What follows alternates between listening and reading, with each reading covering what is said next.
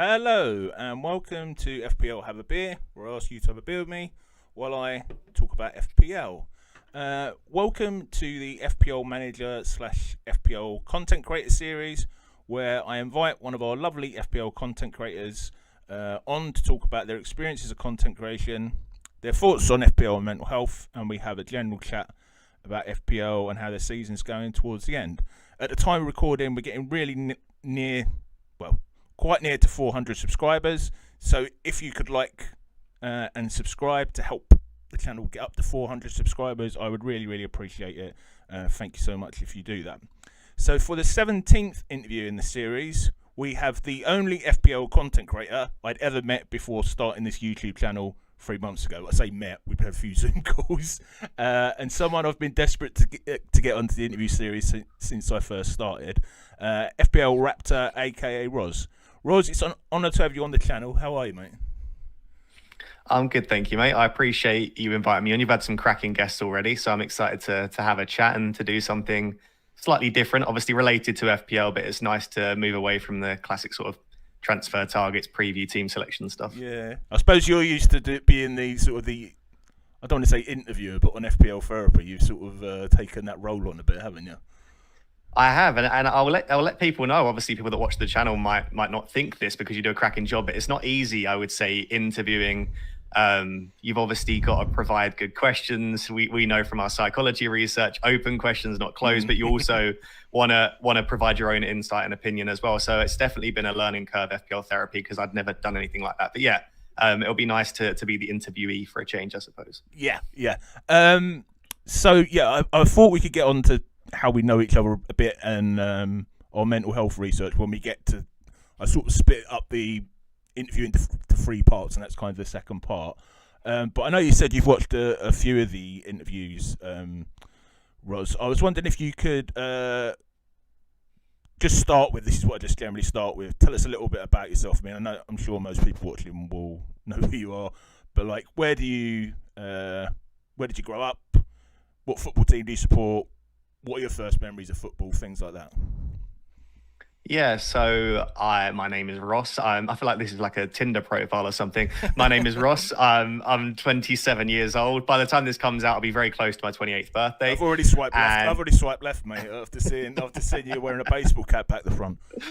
Oh no! Is that is swipe left a bad thing? I still don't know. I can't actually remember that. I'm on Tinder, and a few times recently, a girl's come up that I've really liked, and then I've actually swiped. You swiped the wrong way, and then I'm like, bloody hell, I really liked. Anyway, sorry, mate. How you doing? Okay, I'm just going to assume that you would have swiped the nice way. Anyway, moving on. Yeah, so I'm 27. So I guess my background is very much academic, which, as we'll move on to, is kind of how we've met. But I've always been a bit of a nerd, sort of growing up. Loved school, loved learning. Always been keen to learn as much as possible. But also come from quite a heavy sort of football background. It actually started with me playing football, I suppose, my earliest memories of football. Ooh, so I forgot. I've heard you say. I forgot to put any questions about it. Didn't you play for Tottenham and a few other teams in the? Yeah. So I think I started playing football when it's like, I remember and I never know how true these stories are, but I remember my mum and dad said that they like dropped a football at my feet at like 11 months, but I could barely walk, and I just sort of like hit a half volley back at them. And they said I just naturally had that sort of. I'm sure it's slightly over exaggerated, but you know that sort of timing where. I think you can tell from a young age if someone has that natural ability to kick a football and to time a football, which is something that is difficult to teach. But I kind of had that from a young age, and I started playing football around 4. I remember I played one season of Sunday league football for a team called Lakeview. And then I got picked up by Arsenal when it was going into under 6s, and I played for them for a year. So and then they called me. Were you brought up in London then, or? Yeah. So I grew up in Essex. So I'm from Essex, but the part of Essex that I'm from is like probably a 15-minute drive from getting into London. So all around the London clubs. And yeah, I played for Arsenal for a year. They called me on my birthday just before as I turned 7, and they dropped me because I was too small. Was actually or too small, not physical enough, which is crazy for a 7-year-old. But then I did another year of Sunday League, and then after that, I then moved on, tried at Chelsea, Spurs, QPR, Charlton, a few teams in London. And I got offered a 1-year contract they do at the time, essentially. But I got offered that by Chelsea and Spurs. But Chelsea was like an hour and a half drive from where I lived, whereas Spurs was in Chigwell at the time, which is Essex. So it was like a 15-20 minute drive from where I lived. So my mum just said, like, practically, do you mind joining Spurs? So yeah, I played for Spurs until I was 15 years old. So it worked out about 7.5 seasons, 8 seasons that I played for Spurs. And that's kind of my earliest memories of football, I would suppose. That's really weird saying you're too small when you're 7. I mean, you're still growing. It doesn't make any sense. Yeah, I mean, I was a very small child. You know, you like the children that they look like they're younger than everyone else, and I was lacking physicality. I suppose the thing that I would have argued is I was a winger, so it wasn't like I was a centre back that was really short. Yeah. And I guess now I'm 5'10", so as a fully grown adult, I'm probably the perfect height for a winger.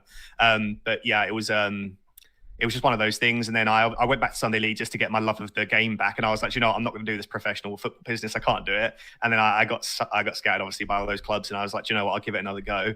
And then I left when I was 15, mixture of injuries, but also just I fell out of love with the game. It felt like a chore. I remember, like, this is such a small thing and it's such a privileged thing to say, but I didn't get to do trick-or-treating ever. So between the age of when I joined Spurs and then between the age of 15, well, every single year there was a training session on Halloween. Oh, really?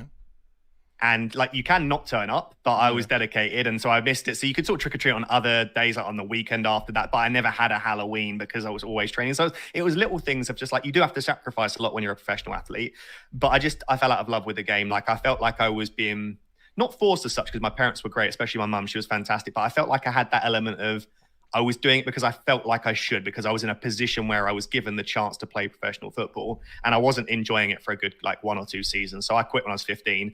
That was at the point when they basically offer you a thing called day release, which is where they take you out of your GCSEs for 1 day a week to play football. And everyone goes, oh my God, you get to not go to school and to play football for an entire day. Why would you not want to do that? But again, I'm a nerd and I love education. And all I was going through my head was, so 1 day a week, I'm not doing my GCSEs and I'm instead going and playing football. That doesn't sound like a very good thing for me. So yeah, I left at about age 15.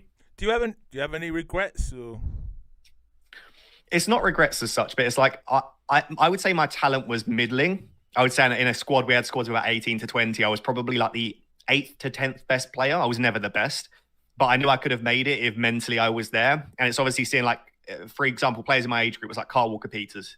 He was in my age group at Spurs. We played together. I played with Ainsley Maitland-Niles at Arsenal. And these are all players that are probably only like 20, 30K a week playing football. And I'm thinking, talent-wise at the time, there probably wasn't that much to separate us. But you need so much more than talent in football. You need the mentality. You need luck, especially when you break through. Like, you need someone to get injured in the first team with your position. You need a manager that trusts you. So I think, given where my life has gone now, there's zero regrets. But I'm very lucky in the fact that I enjoyed education. I'm very lucky in the fact that I have this YouTube thing that I'm doing now, and that I've got other things I can do, because some people are very reliant on football as their only sort of avenue to a future career. So yeah, I don't regret it, I wouldn't say, but it's easy to look at players that were in my age group earning loads of money playing professional football. And your research is sort of football as well, isn't it? So that's kind of exactly.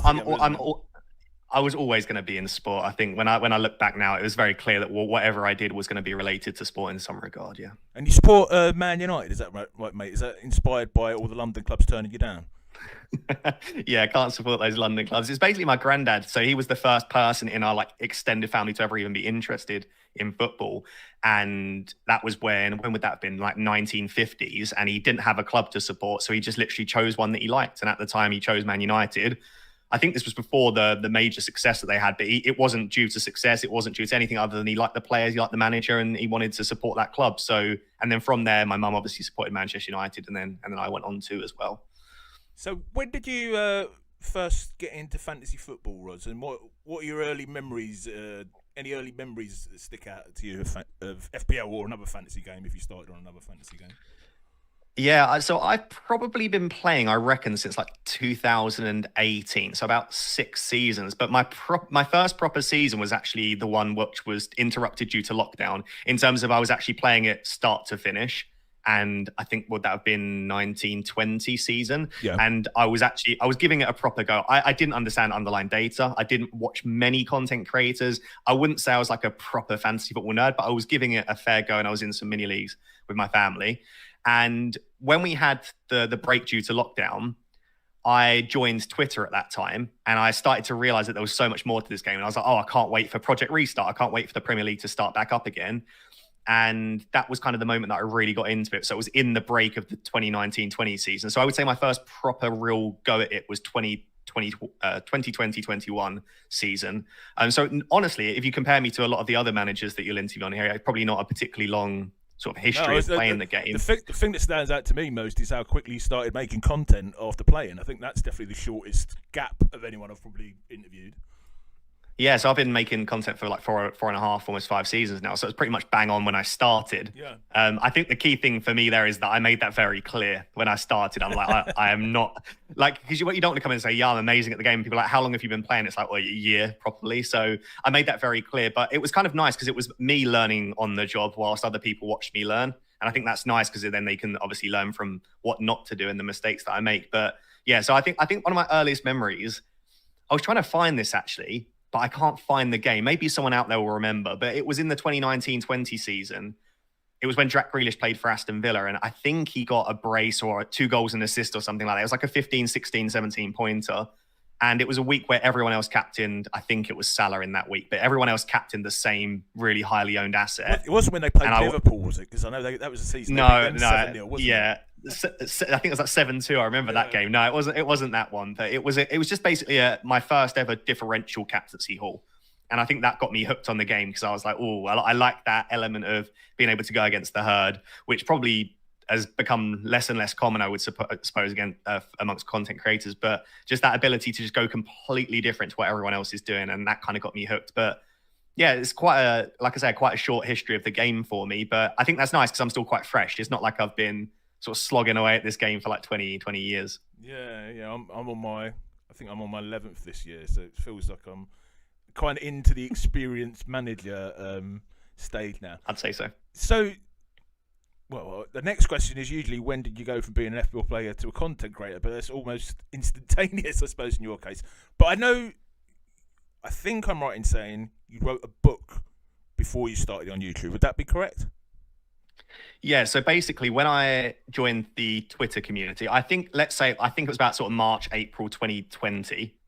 So when I joined then, I was just sort of lurking for the first few weeks. And then I think I made one thread about affect players' mental attributes and how it might affect them from sort of psychological perspective. So I did some research into the effect of home crowds versus away crowds, smaller crowds, and basically made some inferences about how the lack of crowds in Project Restart would affect their performance.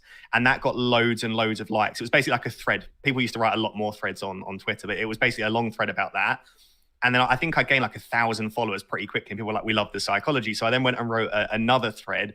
And this time it was about sort of leadership and managers. And then I wrote another one about pep roulette and how it might affect players' mental, again, attributes and how they play the game if they're unsure about whether they're going to start. So I just started to piece together some of these. And then there was a guy called Simon who had a website called FPL Connect, and he was like, do you want to come and write a couple of articles for me around the psychology? So I moved over to FPL Connect, and I was writing, I think I probably put together like 4 or 5 articles. There was one around fear of missing out, and people absolutely loved them. Considering at that time, written content was a lot more popular than it is now. Obviously, video content's taken over a little bit, but people really enjoyed them. And then I kept getting questions about, what do you think about this aspect? What do you think about that aspect? And people kept asking me really interesting questions. And I was like, I can't write an article about everything. And also then if people have questions, I've got to link them specific articles. And so I was like, in my head, I just want to be able to say, these are my thoughts around psychology and fantasy Premier League. I was like, I'm going to write a book. I've always wanted to write a book. I had no free time because I just started a PhD, by the way, at this point. But I just thought, you know what, I'm gonna write a book just in my spare time. I'll write a few thousand words here and there. And in like 2 weeks, I'd already written like 15,000 words, pieced it together quite quickly. I think the book's about 50,000 words. And I just sent it to a publishing company, like a small publishing company that did football books, and they really enjoyed it. We went through maybe 4 or 5 months of editing, adding bits, changing the structure, and then published that. And I would say I started my YouTube channel, I think it was probably a few months after that got published. So it was sort of like join the Twitter community, start writing articles, write a book, create a YouTube channel, and it sort of went in that progression. Ross, I'm just going to pause it for the interview for 1 second. Sorry about that, Ross. We had a few technical issues there that I needed to sort out. So you were saying about your book, mate. What's the book called, by the way? The book is called The Mind Game. So if you just type in like The Mind Game FPL, it would pop up. But we went back and forth on names for books for ages. But yeah, the idea is it just gives you a bit of an insight into how to improve your decision making, get to understand a little bit more about yourself, and also hopefully improve your enjoyment of fantasy football as well. Yeah, so it's a bit like a self-help guide to fantasy football. Yeah, I think on the blurb we said this is as much a book about yourself as it is a book about FPL. The idea is that you'll get insight into like your chronotype, which is whether you're a morning or evening person. You'll get insight into your risk taking. Like, I wanted people to take more from it than just FPL. I wanted people to read it and think I've come away with like some tips about who I am as a person and stuff that I can apply to sort of my everyday life as well. That sounds interesting. So you've written a book, and then sorry, I might have forgotten because we were off for about 10 minutes then, weren't we? And then you just suddenly decided to start doing YouTube. Like, what was the sort of inspiration for starting up your YouTube channel? Yeah, so I think because I was writing articles and threads, a lot of people were sort of seeing my stuff. And I think the first piece of content I did was with Lee from FPL Family. So Lee invited me on to discuss leadership and management. So he said that he likes the idea of the psychology stuff and wondered if I'd want to come on to discuss like onto FPL different Family. Yeah, onto FPL Family, onto YouTube, and discuss the different like leaders' sort of mentalities and the leadership styles and what that means for FPL and what we can glean from that. So we did like a little 2-part series on each channel talking about all of the managers, and I was giving my insight into, based on interviews and clips and stuff, what sort of leadership style I had. Like, so Jurgen Klopp is a transformational leader and what that means for the players. So we did that and people really loved that. It went down quite well. And then I think who got the assist, Tom, invited me on to do a podcast about psychology because Tom's from a psychology background himself. And so I went on like 2 or 3, maybe 4 podcasts and YouTube videos, and every one was received really well.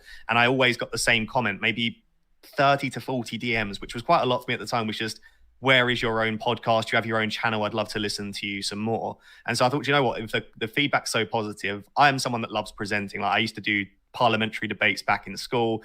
Obviously, I just started a PhD that involves lecturing. I've always felt very, very comfortable talking, and I can look at a camera, which a lot of other people struggle quite a lot with, but I can look down a camera and sort of present. So I thought, you know what, I've got some okay presentational skills. I love talking. I can talk for days. I love fantasy football. I love sport. And I've always wanted to start YouTube. When I think back to me as a child, I didn't used to watch TV that much. I didn't used to watch like series. I used to love YouTube videos, whether that be gaming or sport. I've always been obsessed with YouTube. So I thought, let me just give it a go. Why not? Why not take on another task? I've ticked off becoming an author. I've written the book. I'm doing the PhD. Let's tick YouTuber off and at least give it a go. And I thought, you know, if I hit 1,000 subscribers after a year, that'll be amazing. Like 1,000 people subscribed, and I hit 1,000 subscribers in like 3 days, which was just beyond incredible because I think at that point I had like 15,000 followers on Twitter. I'd recommended it to everyone. Basically, it was just sending my channel around, and the first couple of videos did really well. So yeah, and since then, I guess I've not looked back, but it was thanks to the kind words from everyone else that gave me that little boost that I needed, I think. That's awesome. I think the first time I saw you was on, correct me if I'm wrong, was on, which is going to feed into the next question I asked. I think it was on Joe's Meet the Manager series on FF Scout. I think that's the first, which is sort of very, very loosely what I've based this interview series on. But so the reason I'm going to link into that interview is I remember in that interview you were talking very, very much about psychology and applying psychology to FPL. And I've heard you say, so the next question you asked is about your early experiences. And I've heard you say elsewhere that the early part you were really trying to apply psychology to FPL, but it wasn't extremely popular. So you kind of went more for the traditional, I guess, FPL content. Would that be fair to say? Yeah, I think it's very different now. Like now, I feel like I'm in a very privileged position where I can create content around what I want to, and I think I'd still get that viewership, which I'll discuss in a second. But yeah, I think when I started out, the psychology angle and content was a goldmine for me. I think it's the reason that my channel did grow at first. So I would say that initial growth was very much because people were like, hang on, this guy's got a bachelor's and a master's degree in psychology. He's written a book, like he's got that extra angle, and people loved it. And when you have that really small, nice community, people are so receptive to hearing that kind of stuff. So it was really great then. But then I got to a certain amount of subscribers. I don't know where it was, maybe 5,000, 10,000, where I had more than just a small community and I had more eyes on my content. And the views just kept going up and people were loving it. And then I realized that actually, once you get to a certain level of growth, the psychology content wasn't as popular. I think it comes down to, why do people watch FPL content? They watch it because they want the discussion around players that they should be buying, players they should be selling, and what their team should look like. And as much as entertainment has to be at the forefront, it should always be brought back to, in that week, which players do they want to buy, sell, bench, captain? Like, there's only so much creativity you can have in terms of getting a large viewership. And it's not all about views, but if you're trying to grow your channel, you want as many people to be receptive to your content as possible. If you want to so you want to make a living out of it. Absolutely. But also, if you just want to grow and get more eyes on your content, like, I was getting like 20,000 views on some videos, which was incredible, like a team selection. Then I'd upload a psychology video and it'd be like 4,000. And the psychology videos took 10 times longer than the team selection, because it requires the references and the reading, and the editing was even a lot harder. And I was just like, why am I putting in so much effort for a fifth of the people actually enjoying it? The frustrating thing is that it always received more likes and more positive comments. So it's this balance you want to find, because the people that watched it loved it, but most people didn't bother actually watching it in terms of total sort of subscribers. So that was a really difficult period, because I wanted to do regular psychology content, but I'm going to make videos that people want to watch. And if I feel, like I say, a fifth of my viewer base aren't watching it, then I won't. But I'm now back at a point where, luckily enough, my subscriber base has grown enough and people know me as a person that now they're very receptive again to the psychology. So I recently did an FPL Therapy podcast with Simon March, and it was all about psychology, and it's one of the most viewed episodes and people really enjoyed it. So yeah, I think when you're starting out, it's nice to have a niche, but there will become a point when you need to make more, I wouldn't even say generic content, but more like game week specific content. People want, if I'm going to watch a video during game week 25, I want to know in that game week, who should I be buying and selling? I don't necessarily want to watch sort of timeless content about psychology. So I think that's the thing that you've got to work out. But also, there is only so much psychology that you can apply to FPL. I feel like if I made a video every week on psychology, I would have run out about 2.5 years ago. There's only so much. You'd just be repeating yourself, wouldn't you?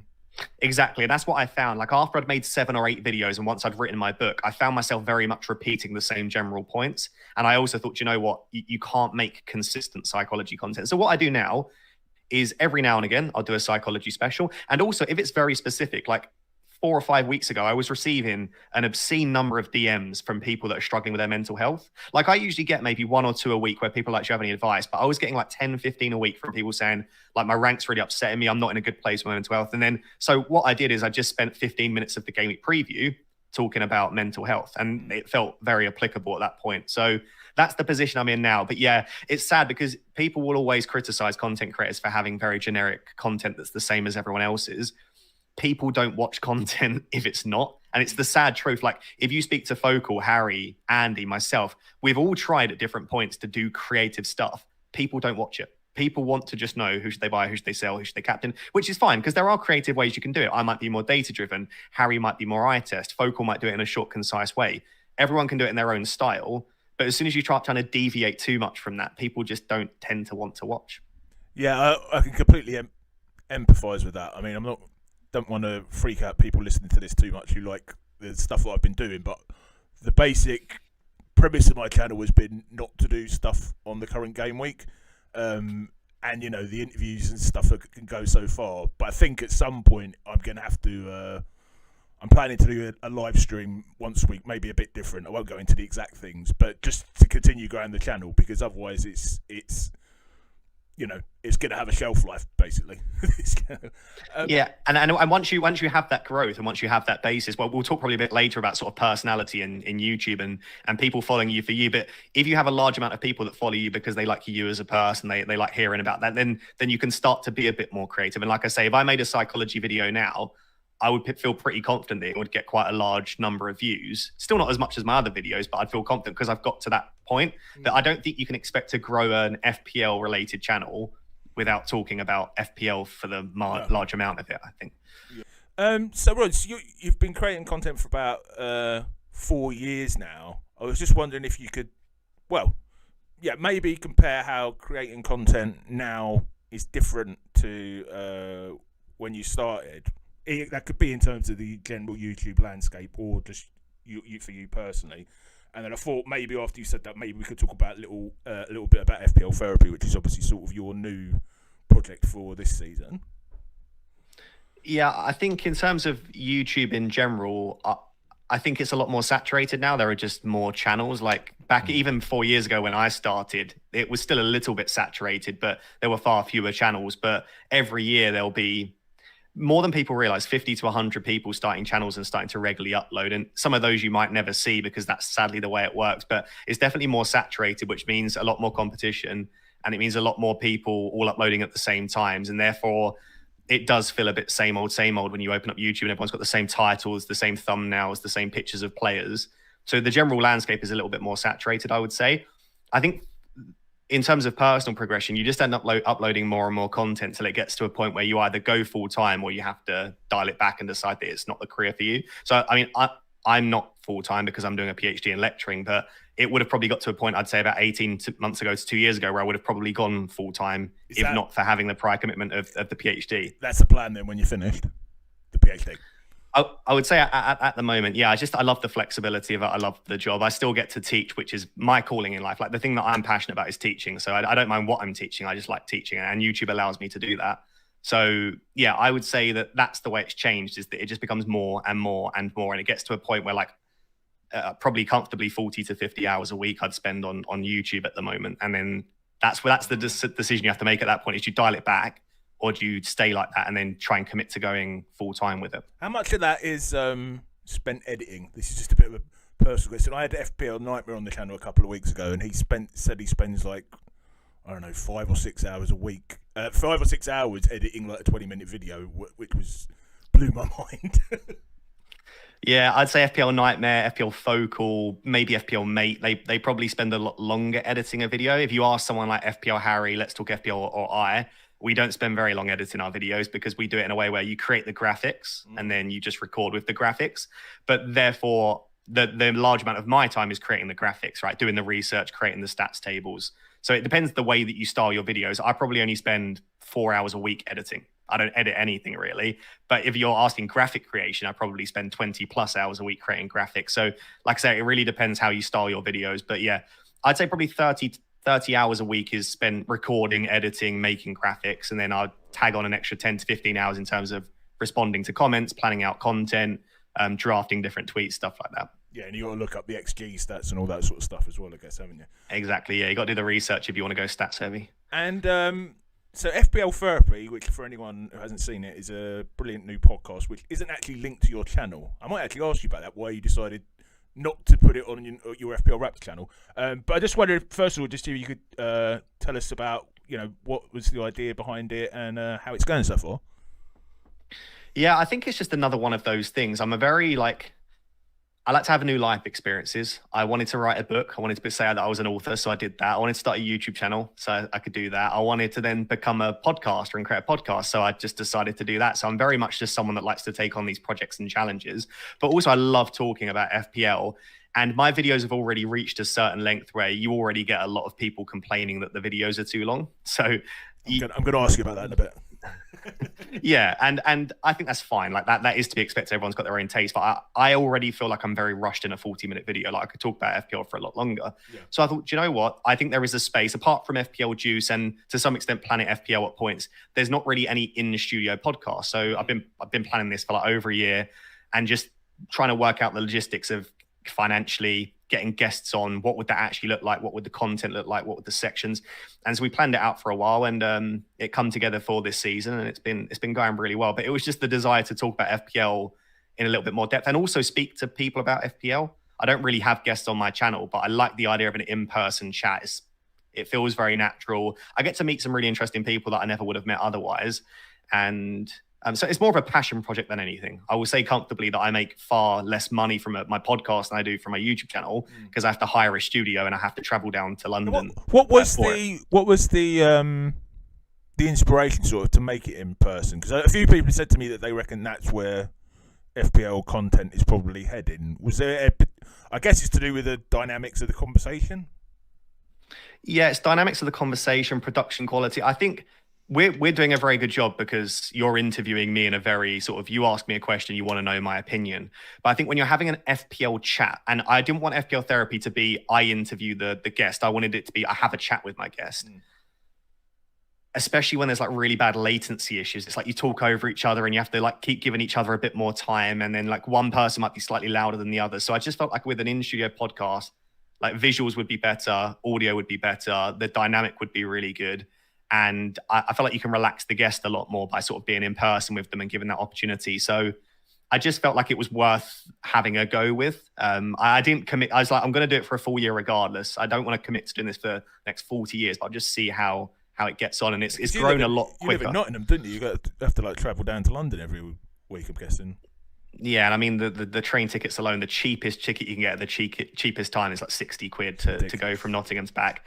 If you think I've obviously got to eat down there as well, just like without even the podcast fees and the producer fees, it's already like 80 quid a day for train ticket and food down there. So financially it's a big commitment, but I wanted to kind of give it a go, and I'm glad I have. But the reason it was separate to FPL Raptor was I think it's very risky. Like if I'm going to start wanting to have a career in YouTube and I want FPL Raptor to be like my main job, you're very heavily reliant on YouTube not bidding off your channel for any number of reasons that they can. Like I had a period of recent, not that recently, but maybe months ago, maybe even a year ago now, where YouTube just started saying that some of my traffic was invalid. And what they mean by that is that I was artificially boosting views. Now, obviously I wasn't, because obviously I wasn't, because you could tell by the live streams how many people were sat there. You could tell that by the comments and likes, obviously wasn't artificially boosted. And it was funny because at the time it was probably the lowest my views have ever been, that they were saying they were artificially boosted. If I'm right, someone must have told them you were doing that. They don't come to that conclusion by themselves, do they? So it was either a glitch in the system, which can happen where they've just, something's gone wrong in their coding, or someone's reported it and they've agreed. But whatever happened, they basically removed all of my ad revenue for like 3 months. So they just didn't give me any money for 3 months. So that's fine, because at that point it was a part-time job, whatever. But if that gets to a stage where that's your only source of income is one channel, it gets to quite a risky position. So from a financial business perspective, having them separate makes a lot of sense. But also I just like the separate nature. I like that FPL Therapy is its own entity. Someone came up to me the other day in the street. I always get recognized as FPL Raptor, but someone said, "Oh, I watch your podcast." And I was like, "Oh, you're talking about FPL Raptor?" They said, "No, FPL Therapy." And that was the first time. And I was like, that's quite nice, actually, that someone knows me via the podcast rather than via the YouTube. So I just wanted them to be separate entities. I wanted it to be a completely new project that I could dedicate everything to, with a different logo, a different theme, a different style, and have that, and not be affected or related to the FPL Raptor stuff as well. That's really weird. You think YouTube could figure out for itself view? I guess the idea, if you were farming out views, you'd be paying someone to have 500 laptops on and... Yeah. But the issue with YouTube, without going into it too much depth, is they don't have a system in place for claiming against that. So we actually know someone relatively high up at YouTube, and we spoke to them and said, hang on a second, this obviously isn't invalid traffic. And he's like, there's no one that you can email and say, can you please look into this? They just send you a generic response back, which is an FAQ and a Google sheet, which says this is why it's invalid. And I'm like, but it's not. So basically, in terms of if you want to make this your career, you want diversification. You don't want all of your eggs to be in one. Like, see, if FPL Raptor got deleted, then I'm done. That's my only source of income, really. So I think if you become a YouTuber and you want to create content online for a living, you want more than one channel. You want more than one revenue stream. Otherwise, you're putting your whole career in the hands of something that's out of your control largely. No, that's fair enough, mate. I will bow to your superior YouTube knowledge on your decision making there. All I would say, I know a few months ago you had a post up asking for guests suggestions. So I was just going to suggest for FPL Therapy. There's this really good looking young content creator called FPL Have a Beer. I've heard he's available. Roz, I've heard bad things about that guy. So the next thing I was going to ask is, what are the positives of being a fantasy football content creator? And I've got a little bit of a joke put in here, and that is that I know that you're intending to leave academia and becoming a psychologist lecturer to remain in YouTube. And I thought you could be me. You could be doing my job, Roz. And then I had this bit of self-reflection and thought, yeah, actually what he's doing probably does make sense. No, I would love to be you, Gary. I think for me, it's just like the job is everything that I want. Like, what do I want? I want to be able to teach. And people might think that's crazy. Like, you don't teach, you're an FPL YouTuber, but like, I'm teaching how to interpret stats. I'm teaching about psychology, and even on the live streams, I love to after the deadline goes, I'll have long chats about all sorts of stuff, and I love that element of it. I love the idea of building a community. I love the creative side, like the graphic design. I didn't even know what Photoshop was before I started my YouTube channel. But the creative elements of the graphic design. I love the marketing side of, obviously, you're essentially trying to sell yourself online, as dirty as that sounds. But there's all of these elements to FPL and to being a content creator that I love how multifaceted it is. I've even heard you say on your deadline streams, you love going on the analytics page in your YouTube channel. Yeah, that's really. I'm a proper nerd. Yeah, like I'm fully in on it. I love everything about it, and it's just, when I think about the life that I want to live, I like the idea of freedom. Like, if I want to record in the evening, I'll record in the evening. I want to record in the morning, I want to record in the morning. I don't really like the idea of working for someone, like having to be in at a certain time or being told what to do. Like, I like the idea of being quite entrepreneurial and having my own thing going on. So that's why I like that more. But I would love the idea of also lecturing as well. Like, for me, the reason that I'm less keen by academia based on my PhD, without going into it too much, is it's the stuff that comes with it. It's the applications for funding. It's the admin. It's the attending all the meetings and emails. Like, if being a lecturer was standing there and lecturing, I would do it in a heartbeat alongside YouTube forever. Like, I love it. I've never not enjoyed teaching, but it's all of the extra faff that comes with it and not having that flexibility. I was going to say, it's a job that you don't necessarily do on a 9-to-5 basis, but it's a job that comes with a hell of a lot of other pressures. Yeah, exactly. Yeah. So is that the main positive for you then? Well, I guess that's in terms of a career. Like, what are the other positives for you with being a content creator in the FPL space?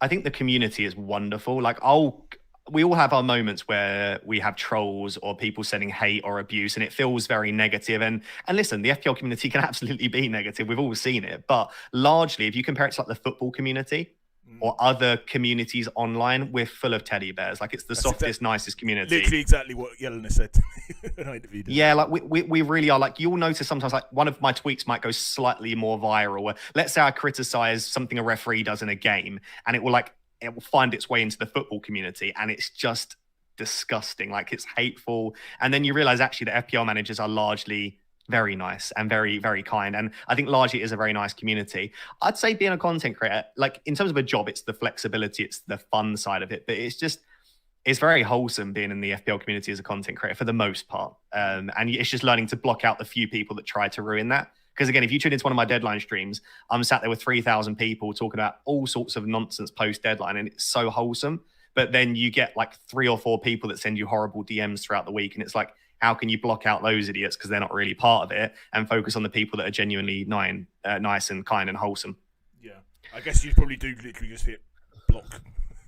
Yeah, block, yeah. The block, yeah. I was really scared to use the block and mute buttons for ages, and now they're my favorite buttons. I think I've got thousands of accounts blocked and muted. But the thing is, everyone's like, oh, freedom of speech. And it's like, yeah, freedom of speech doesn't give you the right to just act like a numpty online. Like, you can still be kind and have freedom of speech. So, yeah, that's the lovely thing about social media, is if you don't want someone replying to your stuff, just block them.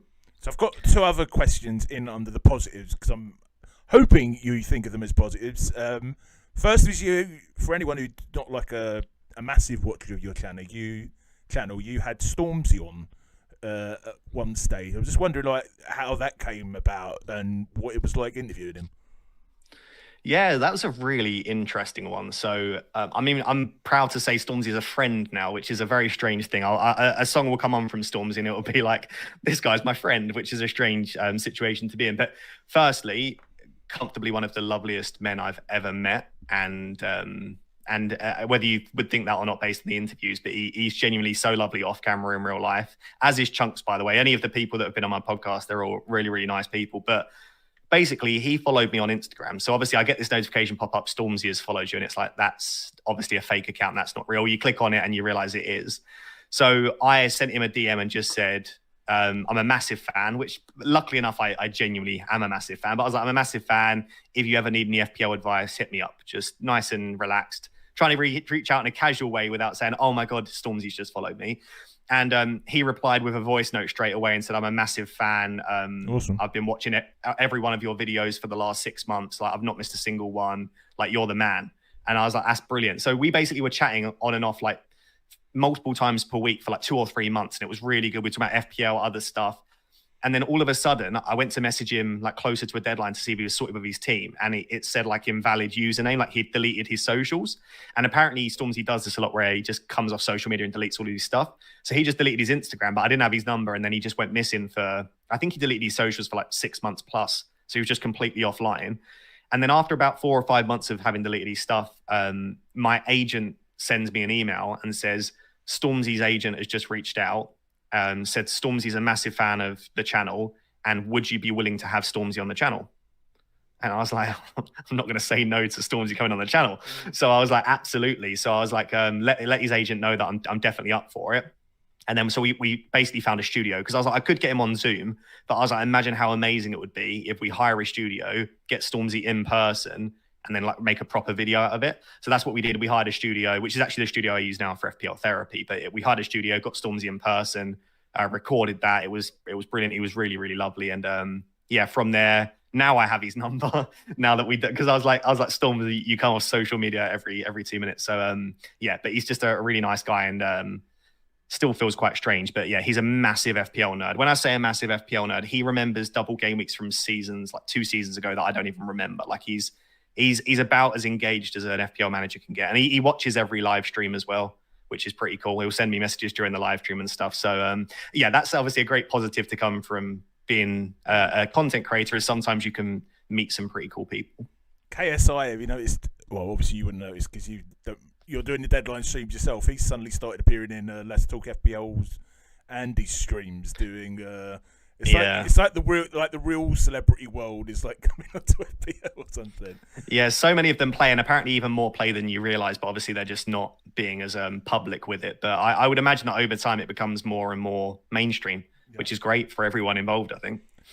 And I know we talked a little bit before, and you said you don't mind me asking you about this. So I watch...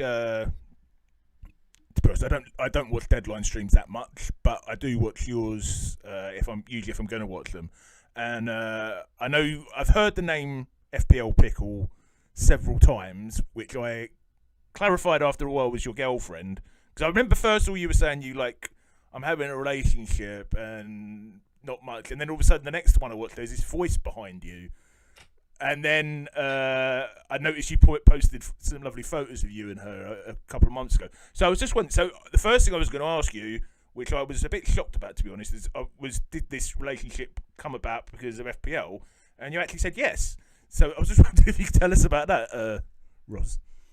Yeah, I mean, back in the day during 2020, when I made an FPL Twitter account, I didn't imagine it would end up being my full-time job and I'd have a wonderful girlfriend as a result of it. But that's the situation that I'm in with FPL. So firstly, thank you to FPL. But I guess the best way to explain this, so on Instagram, I am 99% of my followers are men, as you can imagine, because most women probably don't play FPL. And if they do, it's a smaller percentage. And so if an attractive woman follows me on Instagram, it is quite notable when it pops up with an attractive woman's face that isn't a bot. I mean, normally they're bots, but I got this follow from, I'll call her FPL Pickle, come up on my Instagram, and it's quite notable. And I was like, oh, she's really attractive. Nothing more than that, because obviously I'm not just going to message a random person that's attractive and that's followed me. So she followed me on Instagram, didn't think anything of it.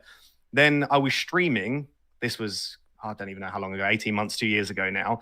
And the same name crops up in the live stream. And because she was attractive, I kind of remembered the name quite well. I was like, that's the same name. And so I saw her in the live streams a couple of times. And then there was a post-deadline part where she popped up and I was obviously flirting with her a little bit in the stream, and she was saying some stuff in the stream. In the chat? And so in the chat, yeah. Right, so she was in the chat saying things, and I obviously made the two connections. So then after the stream, I just messaged her on Instagram and said, is it you that was in the chat? And then she obviously said yes. And then I had that like slid into the DMs, but I had that route to basically have the chat with her as a result. Found out that she's, I'll call her a fan of the channel, but she'd been watching the channel for like over a year. But a massive FPL. Yeah, an FPL player, I was going to say. Yeah, massive FPL player, loves FPL, loves football. She's an Aston Villa fan. And yeah, she'd been watching the videos for a year. So she loved YouTube, loved FPL, loved football, knew who I was. It was like a very easy, like we had loads of stuff to talk about. And then, yeah, it just sort of developed from there. But she lives in the Midlands as well. So she lived quite local. And yeah, just sort of developed from there. But it's she's the perfect person to be with from a job perspective as much as anything, because She knows that I stream, has absolutely no issue with it because she'd been watching every one of my streams for a year anyway. Loves football. Like, if anything, the only time we become a little bit heated around FPL or football or content is because she wants more of it. Like, she wants to talk about FPL. She wants to watch every football game, really? Which sounds like every guy. It sounds like every guy's dream. Yeah. But you have to remember that for me, I spend 40 hours a week talking about FPL, giving advice. I then finish a 3-hour live stream.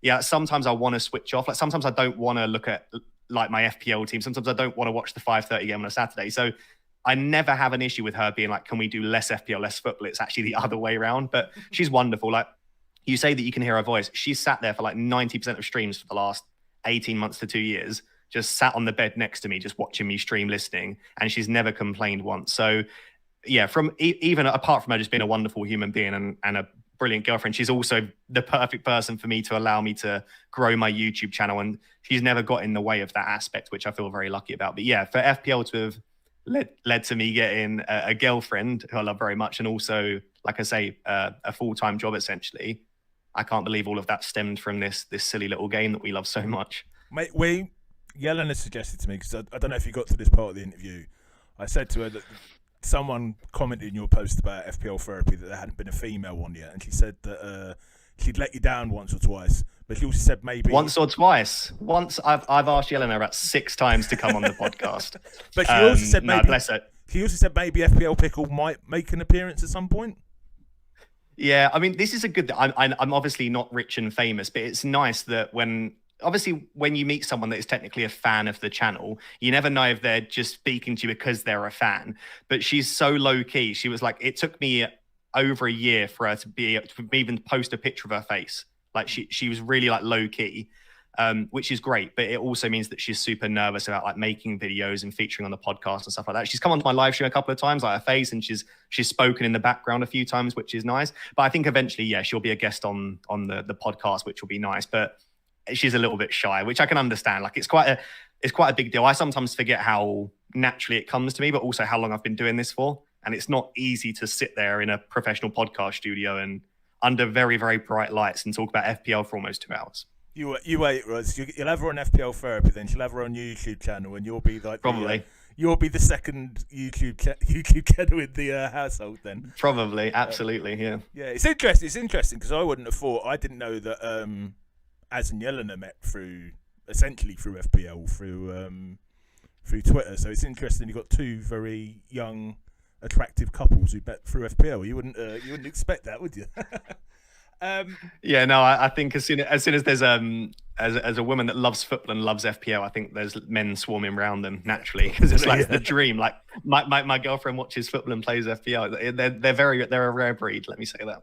So from the opposite end of the spectrum, was what are the negatives of being a content creator, if there are any? I guess I'll approach it from the same sort of 2 angles. So from like let me speak firstly from a content and sort of job perspective. There's a real lack of flexibility with being an FPL content creator. I've spoken about this quite a lot, but if you're just a content creator around, let's say, productivity or fitness or finance, you firstly can batch record and pre-record as many videos as you want. So let's say that you want to take a holiday from May to July, which YouTube allows you to do. All you need to do is work really hard from sort of January to April, batch record, maybe pre-record more videos than normal, and then just schedule them to go out slowly over the months that you're not there. And no one would know any different. No one would have any idea that you're not sat there recording videos like you normally are. With FPL, you can't do that. You have to be in relation to what is happening. Like, you have to be there responding to the game week, going through your team for the upcoming week, responding to any news, like answering questions on a deadline stream. It's very fixed. Like, I can't pre-record videos and then go on holiday for 3 or 4 weeks, which is a very privileged thing to say. But I watched your sudden, this will come out a couple of weeks ago, but we're recording a few days after the sudden announcement there was going to be game weeks in double game week 25, and then you had to quickly go on your live stream on the middle of a Friday afternoon, didn't you, to keep up with exactly that sort of thing?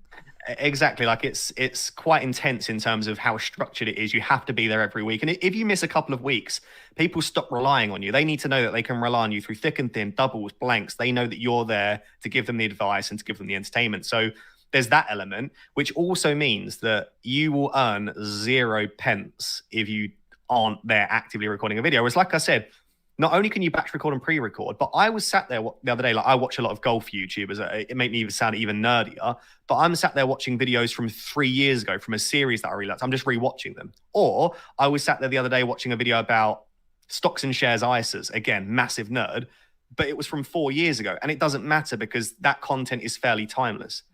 No one even watches an FPL video from yesterday. Like, you should see the graph. The graph of views goes bang, 24 hours, then it just flatlines and plateaus. Like, no one watches videos from 3 days ago, because why would you watch my video from Monday when Harry's just uploaded on Tuesday? So that's the issue with FPL content, is that it's dead in the water after like a day. Can I ask a question? I hope you don't mind me asking you this. I'm probably a little bit more open with my questions with you than I am some of the other bigger content creators I've had on, because A, you're quite open, and B, because we sort of know each other a bit. It's not that I'm not going to ask you about your. It's not that deep. It's not that personal. But just I always wonder, because obviously being an FPL content creator, there's 2 months where there's no football and you're basically making no content. So is that basically like no money for those 2 months then? Yeah, like is it like maybe 1 to 2% of what you would make in a normal month? It might be like maybe if you've got like patrons or members, you might get their recurring subscriptions if you don't cancel them for that month. And it might be that you've got a brand deal that pay you a month later. So it might be that you get a little bit of money, but essentially you have to take into account that for you've got a budget. You've got a budget. Yeah, for like June, July, you're going to earn very little. But then months like December are crazy because there's midweek deadlines, and YouTubers earn more money in December because ad revenue is higher because companies are advertising for Christmas. So there are months where you earn more, and August, for example, like views in August are ridiculous because it's the first few games of the season. So the amount that you would get in August and December tend to outweigh the fact that you literally earn nothing during the summer months. But yeah, that's just something to take into account. But that only becomes an issue if it's your sole income and that you're completely reliant on it, I suppose. Sorry, Roz, I cut you off. You said you were going to talk about another negative as well. Was that right? Or did you... Oh yeah, so that was sort of the negative from a business perspective, I guess. But I mean, it's wonderful.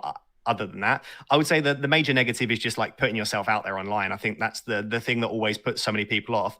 There are people out there that are just horrid, just really naturally not very nice people. People criticize the way you look. People will criticize the way you sound. People will criticize your content, your views. There's always someone out there that will do their best to tear you down. And so I would say that's probably the hardest bit, is that you're in the public eye. Obviously, we're nobodies in comparison to some people out there. But when you're getting to a stage where you've got 50,000, 100,000, 150,000 people watching your every move and criticizing you, then I think that is a slight negative that is difficult to deal with. Like, the amount of hate you receive, people maybe see the surface of what's there publicly, but you don't see the DMs, you don't see the other stuff that is also sometimes quite difficult to deal with. And also, I suppose another one that is big is performance related. There aren't many YouTube niches I can think of. In fact, I can't think of many, if any, that are purely performance based. Like, if my rank was 3 million every year, no one's watching my content. Whereas like things, if you make videos about fitness, you don't have to be in the best shape as long as you've got the knowledge. If you're making videos about finance, again, you don't have to be rich as long as you understand the information. Surely you've got credit in the bank at this stage from like previous, well, not just previous ranks, but the fact people have been watching you. You'd like to think people wouldn't like suddenly completely abandon you one bad season, would you? No, there's probably like a really good loyal viewership of like 60-70% of your viewers would be there through thick and thin, but that extra 30% does make the difference. And obviously, if your views drop down and then people are on YouTube, they'll say, well, that video's got 40,000 from Ross, the video from Harry's got 100,000, I'll watch the one with more views because people probably liked it more. So rank is extremely important to content creators online because it gives that credibility. Like you say, you've got a little bit in the bank, but there are people out there that you see it all the time. People are getting criticized left, right, and center if they're in the millions right now. Like, I see people criticizing Mark and Az. They're at this point of us recording, they're still got okay. It's not bad ranks by any means, but I can still see people online just going after them. It's like, it's a game that's based on luck for large spells. Like, surely what is being said by the content creators is far more important than what their own individual rank is. But that's another thing that's difficult. There's a lot of pressure every weekend that, you know, if you get a few consecutive big red arrows, then your views are going to drop. Yeah. So this is a little bit of a different question. What advice, I like to think there might be a few up and coming FPL content creators who watch this. What advice would you give to someone if they wanted to start out in FPL content creation, or if they just have? I would just say do it for the joy of doing it. I think it's so difficult to grow in this space, not just in FPL, but in YouTube in general. You've got to get lucky. You've got to be consistent, but you've got to be passionate about what you're doing. I think that shines through in content.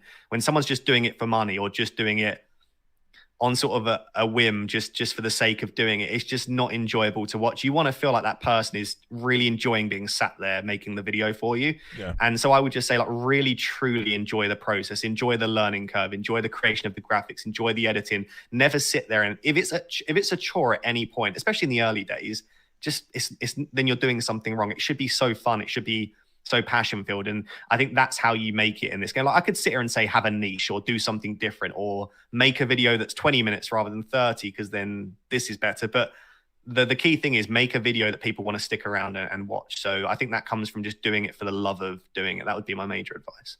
So these are kind of questions where I wasn't sure where to fit them in. I maybe could have put this one in. It's kind of a negative maybe, but also advice to future content creators. So I know you said this. So I would call your videos beyond your deadline sort of streams short form, as in, that's going to be the question. I know you said before that you've had a few complaints, maybe in the comments, about your short form videos not being short form enough. So what I was going to ask is, basically, does that piss you off? And secondly, what advice would you give to someone who makes a short form videos in terms of how long they should be, or should it just be how long they want them to be? Yeah, I honestly, it used to piss me off more than you can imagine. Every time, like, I'd make a 40-minute video that's taken me hours to research, make the graphics, and I'd get so many comments of like, this is too long. See, I personally watch yours. I watch yours and Andy's. Probably the only ones I watch, to be honest, because I haven't got time to watch anyone else. And one of the reasons is because they are more detailed. Yeah.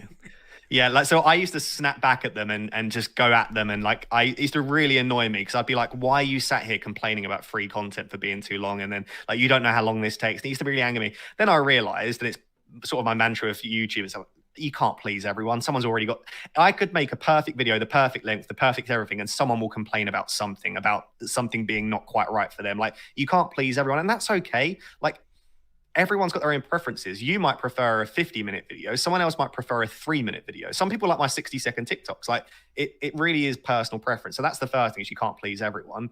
And I realized that actually that is my niche. I can't think of a single other person that makes YouTube videos my length. Like, Andy's videos are at least 10 to 15 minutes shorter mostly.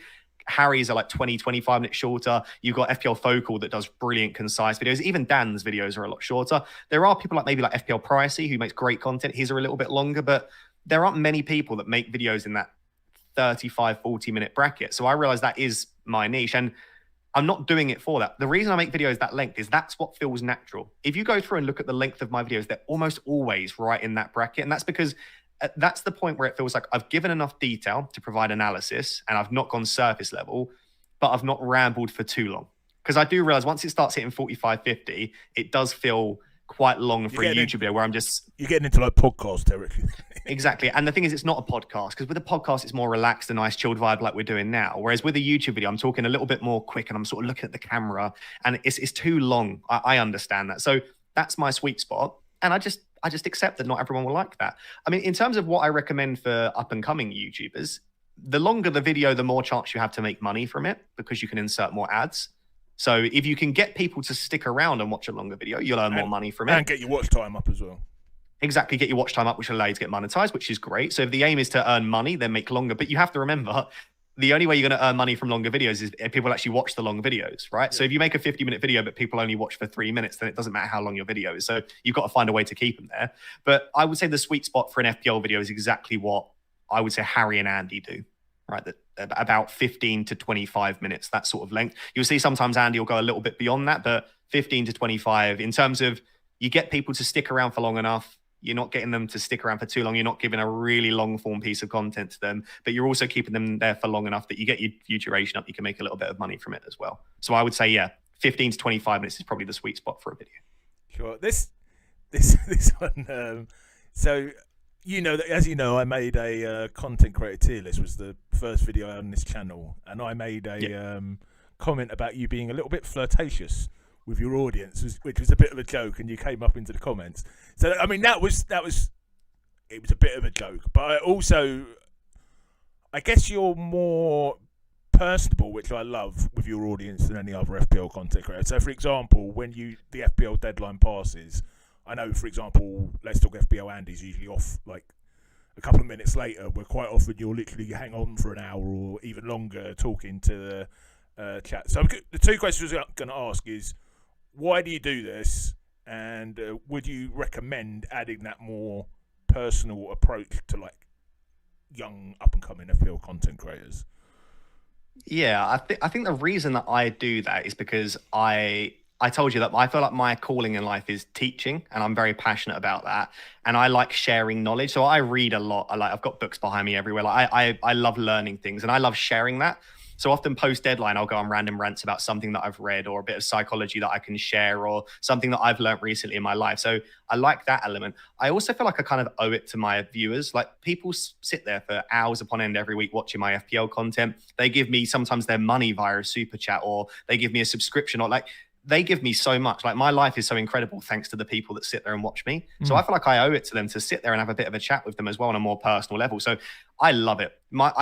I hand on heart, my favorite thing about FPL content creation is post deadline streaming. Like, it's my favorite part. I would sit there for hours if I could. Normally I get too hungry and have to leave, but I love that element because it's like, there's no stress of the deadline. People aren't constantly asking you questions and criticizing your moves. It's just wholesome chat about all sorts. We've spoken about food. You get a lot of people hanging around. I mean, I'm not saying, I'm sure you get some drop off, but you get quite a few thousand still hang around for your chat. Yeah, it's incredible. I mean, probably a drop off of like less than 20% of the viewers actually end up leaving, and people end up joining. Like, people that have watched, maybe it might be that someone prefers Andy's regular stream and then they come to me for the post deadline, which is fine. It's absolutely, I understand his personal preference. So yeah, I can keep like sometimes 3,000 or 4,000 people there. And we're talking about food. About one of the other streams was about foot fetishes. Like, we get into all sorts of random talks about all sorts of stuff. And my mum and nan are watching, and sometimes I'm like, well, probably shouldn't talk about that on the live stream. But it's nice. It's like you said, it's personal, but it reminds me as well, like, each of my viewers are people. Like, sometimes you can just look at the numbers. Like, I've got 150,000 subscribers.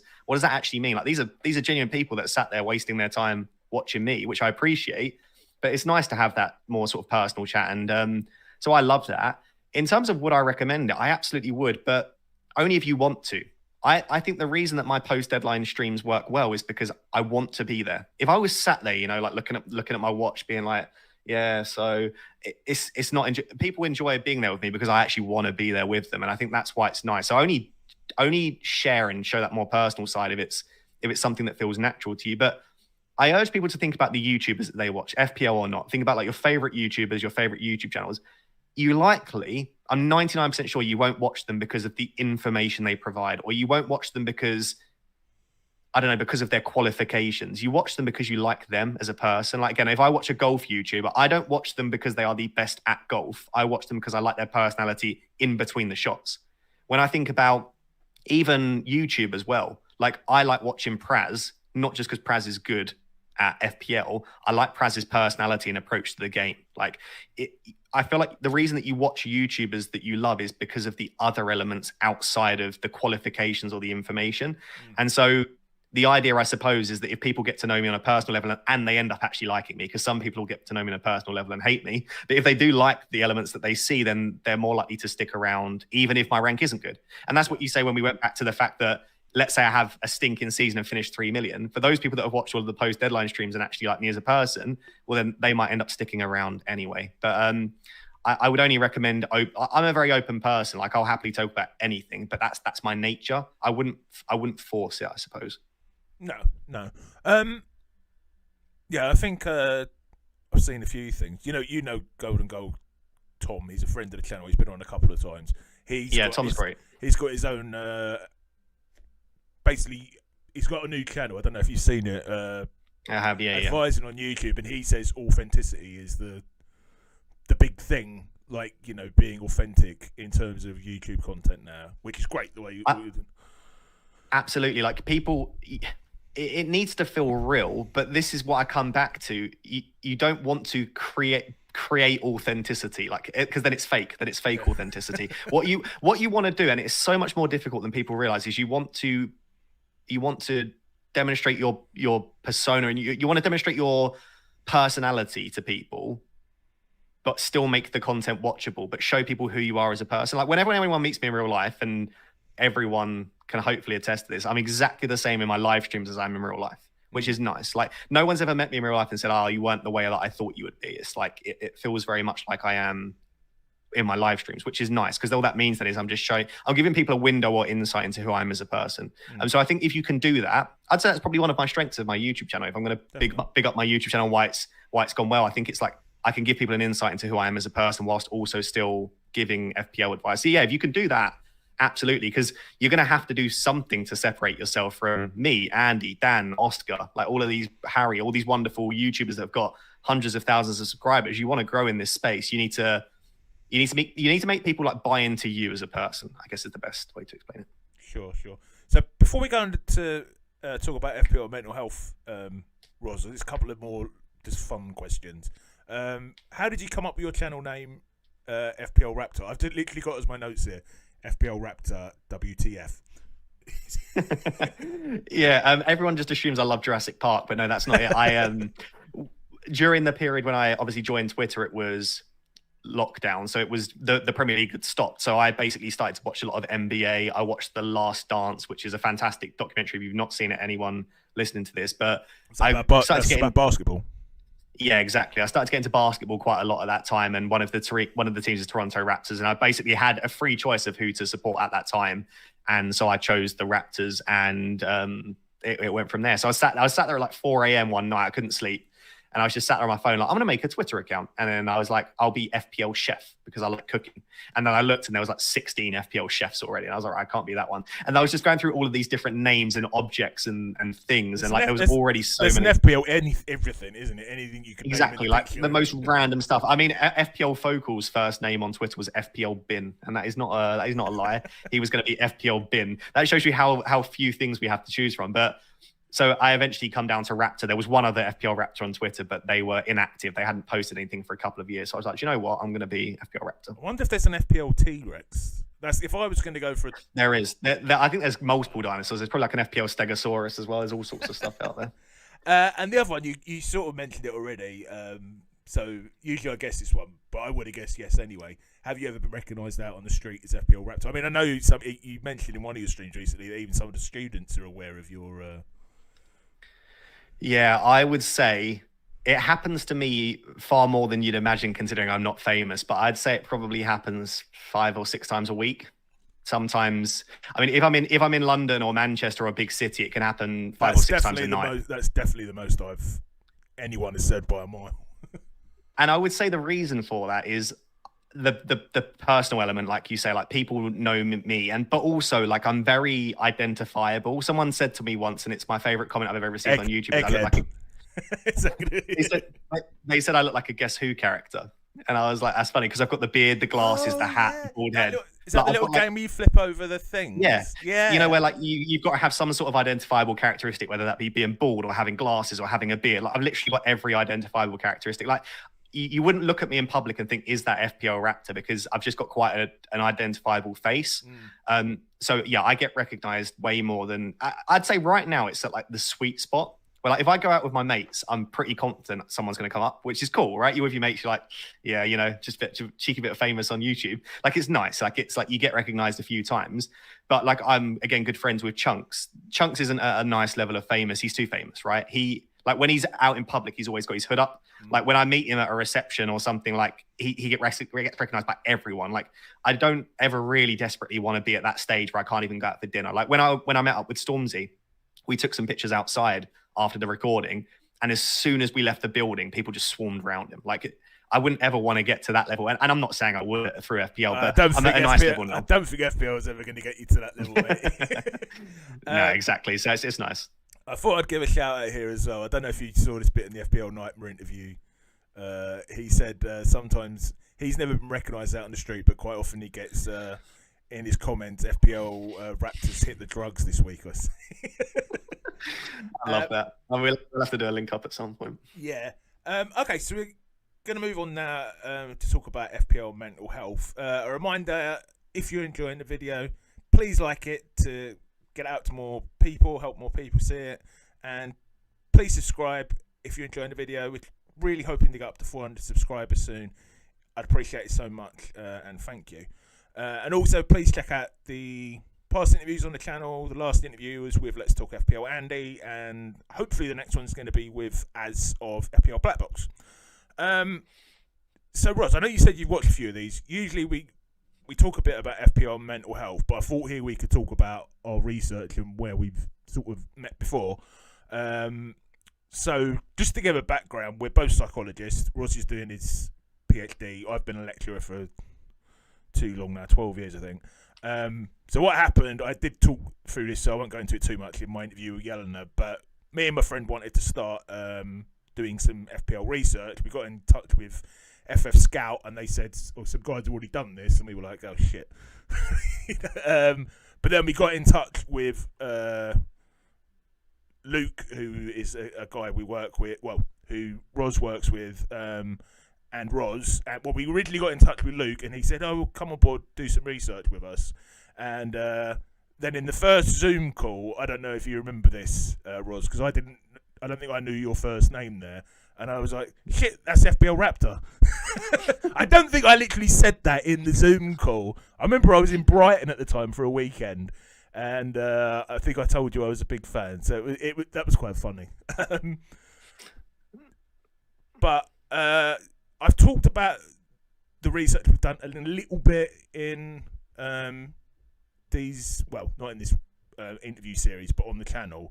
But you've been doing the research even longer than me. We sort of came on to what you were already doing. I was just wondering if, in your own words, I know we don't want to go too much into it, what the research shows. Say what you want about it, Roz. Just sort of a summary of what we found so far.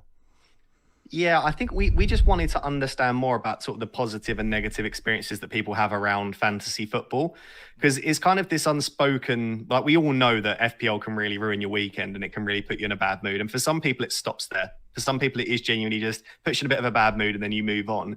But for a lot of people, especially if there are existing mental health issues or there's other stuff going on in their life, it's more than that. And I think anything that you dedicate all of your time to, and a lot of us spend far too much time, even if it's not our jobs, talking and thinking about FPL. If that then goes badly, there is just such a sour taste in your mouth. It's like, why have I spent all that time?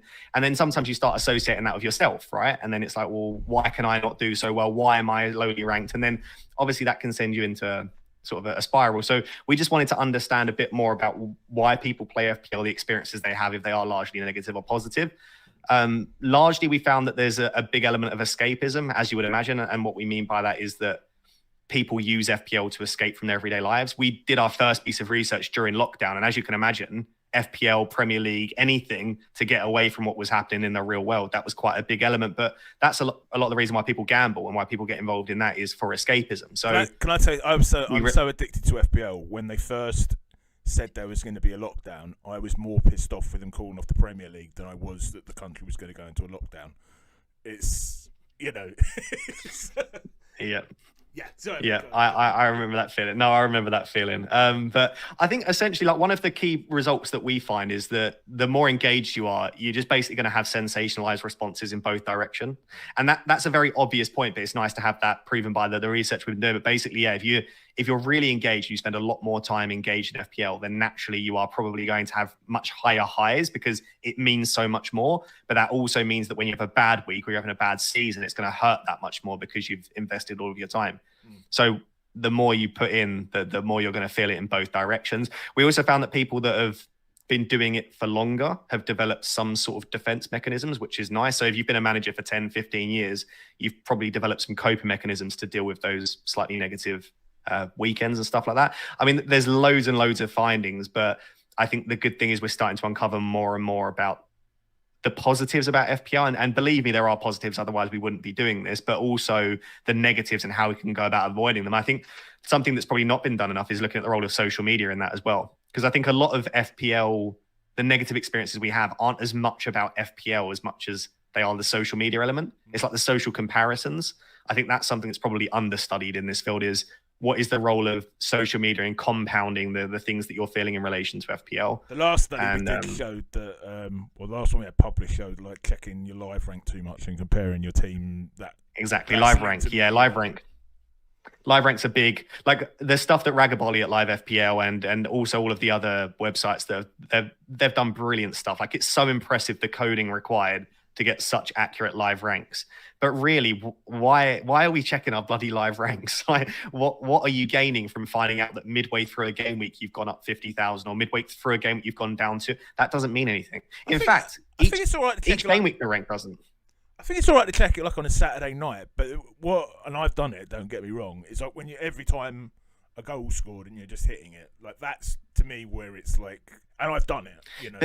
But even like, I even think that I need to do less of the checking it on a Saturday, because I've done it so many times. But on a Saturday night, I'll use this example. We're obviously recording this a couple of weeks before it goes live, but I was on a really, really, really small red arrow, like a one-place red arrow on the end of the Saturday night. And then going into the Sunday, I was like, oh, it's just an average game week. By the end of Sunday, I was on a 22-place green arrow, which was like I over half my rank. It's the best game week I've had this season. And I was like, if I hadn't have bothered checking, because I was sat on Saturday, like I'm a bit gutted, really. It's a big double game week, and I've not got a bit, and I just shouldn't have checked, because I wouldn't have even known if I was on a red or a green. It doesn't matter. So yeah, I think there are lots of practical elements that we could start to implement in relation, but I think it's just good that we're opening up the conversation about FPL and mental health, and realizing that it's not embarrassing to have poor mental health in relation to fantasy football. It just means that you care. And whether it's fantasy football or any other hobby you have, you're naturally going to be very invested in something that you spend a lot of your time looking at. Yeah, definitely. I was going to say something there, but it's gone out of my head. Maybe I'll come back to it. So just in terms of yourself, Roz, has FPL ever had any effect on your mental health and mood? And I know it's difficult to do this for a content creator, but it's probably going to be impossible to do because you've been creating content so long. Usually I ask people like when they're a player before they were a content creator, and then has it affected your mental health as a content creator? But obviously for you that's going to be difficult because you literally went into content creation so quickly. I would say it makes it significantly worse before I record a video if I have a bad week. But I would say it makes it significantly better after the video. So like if I know that I'm recording a transfer plans video on a Sunday and I have a really bad game week, I dread recording that video. Like I'm in a really bad mood. I don't want to record it. I feel really negative. I'm like, why am I choosing to have this as a job? Like, why am I spending my Sunday prepping for a video just to sit there and say that I had a bad week? Like it feels awful. But I always feel so much better post video because I basically have a chance to rant, express, and I would never ever record a video without a big smile on my face because I'm so grateful to be in the position I'm in with my channel, and I love talking about it. And I owe it to my viewers to not sit there grumpy because I've had a red arrow. So I'll force myself to find something to smile about, and I'll laugh at myself. And so after the video, I feel fantastic.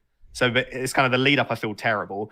I would say as a content creator, your mental health in relation to the game is probably worse than a player because it means so much more, right? Because it's not just your own season, it's also the reputation of your channel as well.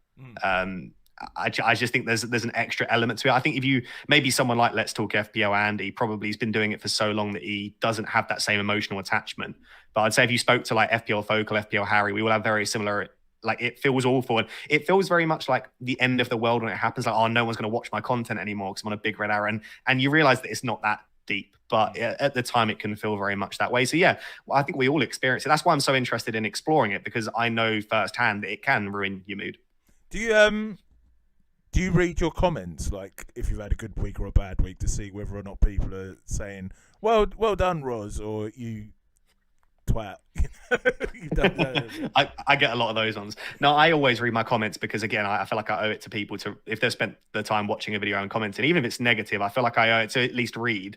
But I will be a little bit less active in my comments if I've had a bad week. Not even necessarily because I think people will be rude, but for my own mental health, I just take a little bit of a step back. Like I'm not as active on social media. I'll still post the same videos. I'll still respond to the same comments, but yeah, largely I take a bit of a step back. But there is a stark contrast in a green arrow versus a red arrow if you read through the comments. People are very quick to, it's even like the recency bias in players. You know, if a player scores loads of points, all of a sudden that player's amazing. If that player blanks, all of a sudden that player's terrible. Like the FPL community are very knee-jerky with that, but they're also knee-jerky with content creators. Like if you have a couple of good weeks, it's like, oh, you're you're the second coming, you're amazing. And then you have 2 red arrows in a row and it's like, you are terrible at the game. Like, how do you make a living off this? So you just got to expect that people will be quite knee-jerky in response to how your season's going, I think. The other thing I wanted to ask you is, we kind of touched on it earlier. I know you're very laid back, but do you get stressed when you've got the thousands of people on a deadline string? I mean, when I asked Andy, I mean, I think his record's like 35,000. I don't know what your record. I mean, it doesn't really matter, does it? If you've got 1,000 people and it's just going, the chat's just going. It would stress me at no end. Does it stress you? Yeah, not really. I think concurrent, my highest is 19,000, so like half of Andy's record. I'd say like a normal live stream's like 5,000, which is a lot of people. Just to put into perspective, by the way, we can tell how many chat messages we get. I think I get between 35 and 40,000 chat messages in a live stream. So when someone thinks, oh, I've put 6 messages, I've put 6 messages in the chat and you've not responded, it's just think like there's been 35,000 other chat messages that I'm trying to look at. And so like sometimes you're sort of looking at one and then the rest of the chat's going. I would say no. I think when it gets stressful is really close to the deadline, when you're trying to make your own decision. Like let's say you've left your own decision to the last minute, and you're also trying to answer other people's questions, especially if they send a super chat, which is where they pay money to have their question answered. Do you genuinely think it through? Well, you must have a fairly good idea what transfer you're going to make before the start of the stream. Yeah, I always go with contingencies of if I find out this player's bench, blah, blah, blah. But sometimes there's just such random stuff, like you just have a random piece of news just before the deadline. Or there's sometimes you are so 50-50, you're like, I actually have, like, sometimes people think you do it for the views or to keep the people watching. But sometimes I'm like, I actually truly have no idea what I'm going to do, that's when it gets stressful for me, because it's like, you just want that clarity and that time to just go and sit and make your decision. But you've got 5,000 people asking you their questions. You've got people sending super chats as well, paying you. You can't really ignore it, can you? Yeah, exactly. But no, I can lecture to a lecture hall of 300 or 400 people, and I'd say generally lecturing to 300 people is a lot more nerve-wracking than live streaming to 5,000 people, because the 5,000 people aren't in front of you. Like you can sit there in your boxes, like no one would know a thing. So like it's not that it's not real, but I'm sat here in my room, not sat there in front of thousands of people. So I really love live streaming. For me, live streaming is the best part of the job. Yeah, I guess it's like anything. Like a lot of people wonder how, like, I do the same thing. I've been doing it for 12 years in front of 3 or 4 exactly people. It's just practice. Yeah, exactly. Practice. Once I literally, like, it's like getting out of bed to me now. It's just like normal. So I guess it would be the same with deadline streams, isn't it? What advice would you give to anyone who maybe is struggling with their mood or mental health as a result of FPL this season, Ross? Yeah, I would say like really practical stuff first is like get moving and get off social media. Like we could talk about all the psychology we want, and I'll talk about a little tip called self-distancing, which I love. But like largely just get away from the game and get out, getting fresh air, get exercise. Like I've got some really clever techniques about do this and think about it from this perspective, but it's like that is largely what helps me. Like if I'm sat there really ruminating over the game and scrolling through Twitter, sometimes I just delete Twitter on my phone. I'm deleting my account. I'm deleting the app, which means I can't open it. And it avoids that habitual sort of scrolling through. So I delete the app and I go to the gym. And I always feel better afterwards, like release some steam, feel a bit better. And you realize that it isn't the end of the world. So that would be my big advice is get off social media and get some exercise, a walk or to the gym. I mean, I haven't been to the gym. I stopped going during COVID, but I remember I could go, not about FPL, but I would go so stressed about work and feeling like life was on top of me. And then you walk out like whistling, like the thing that went in there feeling like catastrophe doom, you walk out thinking like it's the smallest problem in the world, didn't you? Yeah, and like it's distraction first is because you're focused on the workout, but also it's like cathartic, like you're releasing energy essentially. So that would be my practical recommendation. But so there's a tip that I always share with people called self-distancing. The idea is like when you're experiencing an emotional event, whether it be FPL, whatever's going on in your everyday life, and this is assuming it's not a major event, of course, but something which you feel like it shouldn't be dominating your emotions as much as it is. The reason it feels so awful is because you're so enveloped by the situation, because you are right in that moment. It means everything to you. Like you're the one experiencing it. If your friend was experiencing that thing, you'll find it so much easier to give them really good advice. Like if Gary comes to me right now and says like, I'm struggling with this, I'd probably give some really cracking advice. But if I was in your position, I would also be struggling because you're the one that's enveloped by that thing. So it's basically because you're not engulfed by what's happening, you can give really good advice. So what you essentially need to try and do is find a way to remove yourself from the situation. that you're almost viewing your situation from a third person perspective, which we call self-distancing. So you almost like want to remove yourself from... A bit like CBT type technique of... Exactly. So you need to try and think, like, how do I view the bigger picture here and take myself out? So you can come up with these statements of like, in 1 year's time, will I care that I had a captaincy blank in game week 25? No, you almost definitely won't. In fact, I cannot tell you for the life of me who I captained at different points last season. Some people have great memories, but I largely can't even remember who I owned for different parts of the season. Like, there are little bits and pieces, but it just doesn't matter in the overall scheme of things. It does in that week. But even if I look back to like the start of the season when I went without Haaland, that was so genuinely awful. But looking back on it now, I'm like, it wasn't the end of the world, really, was it? Like it's easy. So you almost want to read these statements yourself, say, in 1 year's time, will I really care about what happened this game week? No. I've got this thing that Fantasy Football Scout gave me. It's like a spreadsheet where you can record. It basically keeps all of the season. And I thought this will be really interesting because I can go back and look at who I transferred, who I captained. I have not gone back and looked once. It's all there. I don't care. It's gone. And each week it feels like the biggest decision ever. You know, like, oh, who am I going to bench? Who am I going to captain? Like it feels like the biggest thing in your life at that moment is making those decisions. Then you forget about it a few weeks after. And that's such a nice feeling for me, knowing that in a few weeks I won't care about what's happening now. It's a good reminder that it's not the end of the world. And then also there's like little techniques you can use. There's the 5x5 rule, which is if it's not going to bother you in 5 years, don't spend more than 5 minutes thinking about it. It's a little bit like, I like the sentiment behind it. The sentiment is if something isn't going to affect your life in the long term, don't spend loads of time thinking about it and ruminating over it. I like the concept. I think you sometimes need to spend more than 5 minutes thinking about something. But the idea is, don't give 3 days to something that isn't going to affect you in 3 months' time. Like that's too much investment in that thing. So I think you just need to find little techniques and ways to self-distance and to remove yourself from the situation.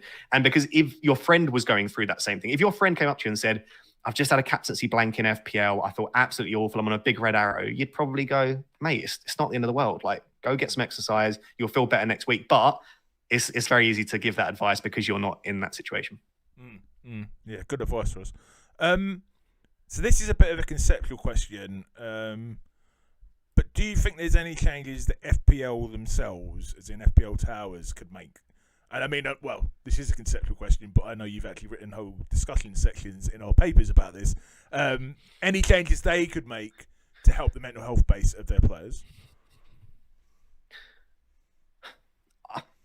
You made some really good points in those discussion sections. Yeah, I don't know if there's much FPL for me. I think having readily available stuff on their websites to give advice, like have me write an article on their website or someone that knows what they're talking about from a psychological perspective, and then have that available to people, like have the discussion raised. I think it's more like Fantasy Football Scout, Hub, Live, whoever you use. I think there should be a big warning on there that says, do you really need to check your live rank? They're not going to do that because that's what earns them the money, right? It's a tool. Including on so not on FPL itself. That's interesting. I haven't thought about that. Not on FPL. I think on like on the websites where you check your live rank, just have a little thing which hides it and says, I want to see my live rank. And maybe just like a little pop. They're never going to do that because, again, they're losing money by having people not use their features. But I think that really would help. I also think, I've always wondered this, should there be a way on the actual FPL site to just hide your rank? Because I can't remember who it was. I'd love to remember who it was, but there was someone in the FPL community that went an entire season somehow without checking their rank.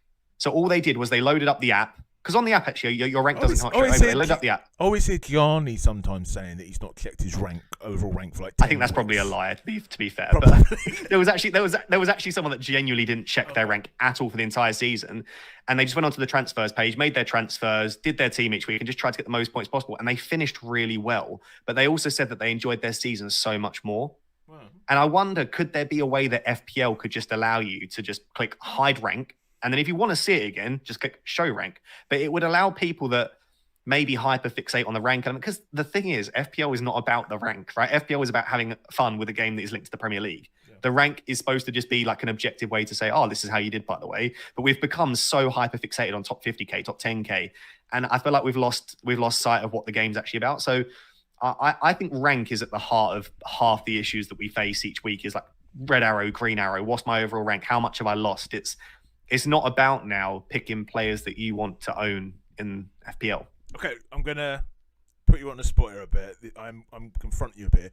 Do you not think that obsession with rank is partly down to the content creators, particularly absolutely, the 100%. 100K? Do you think there's any way that could be changed? I don't know. I think it'd have to be a really widespread. There's so many things that I think content creators can do better. Like, we don't do everything perfectly, and I think I'm as critical about my own content as other people will be. But it's one of those where it's like, unless we all do it, no. Because if I stopped talking about rank and I started being more X, but then Andy and Harry and everyone was like, no, this is the way to get the best possible rank, well, then people will just watch Andy and Harry because they want to get the best possible rank. So there are certain things I think as content creators we could come together and all do to improve the game. But that's a different conversation about if you can get that widespread change. But yeah, something I try to do in my videos, I always try and get the best possible rank because it's a credibility thing. It's saying like, listen, I can do what I'm preaching. But I always try to drive home the point, have fun with it. Like when people are like, who should I bench? Who should I captain? I'm always like, I would do this if you want my honest opinion, but have some fun with it. I always try and preface it with like, have fun with the game and choose the players that you like and make the decisions that you're happy with, because that will lead to you enjoying the game more. But at the end of the day, I suppose we are there to try and improve, not even necessarily people's ranks, but improve the way they play the game. So a rank is a good indicator of that objectively, I suppose. I made a video on my channel. This is right when I started the channel. I'm going on into a little bit of a rant here, but it was basically I compared intelligence tests and where people would rate on intelligence tests with FPL rank. And basically top 100K is basically you're almost like a genius. You've got 140.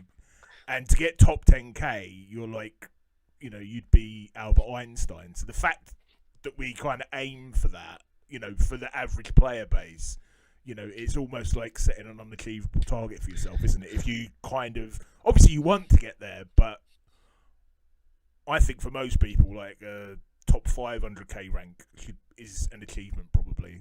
I don't know what you think. Well, there's two things to it. One, it's luck.